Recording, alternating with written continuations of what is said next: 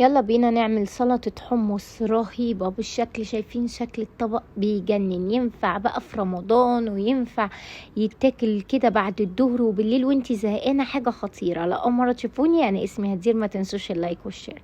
اول حاجة هجيب كوباية من الحمص. طبعا انقعيه من بالليل وسويه والامور معاك هتبقى طيبه. انا جبته جاهز اللي هو المعلب ده.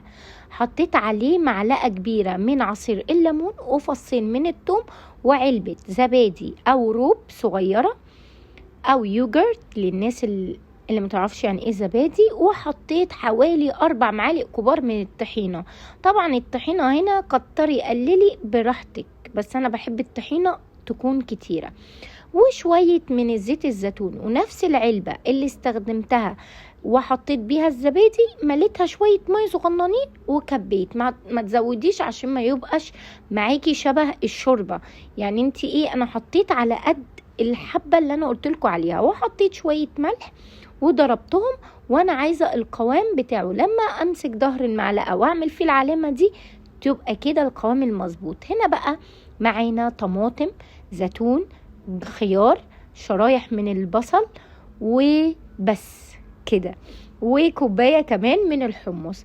طبعا الخضار اللي عندك اختياري، الخضار اللي تحبي تضيفيه اوكي، مش بتحبي تضيفيه ما تحطيهوش.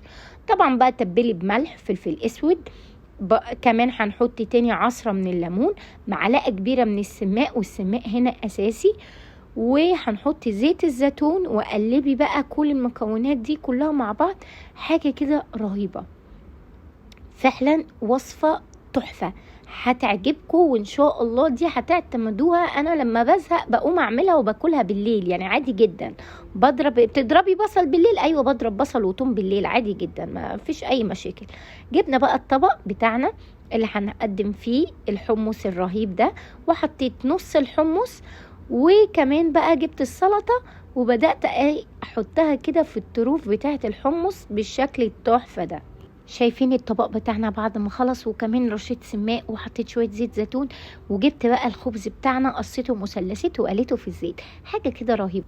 ما تنسوش اللايك والشير والسبسكرايب، وبألف هنا وشفا. باي باي.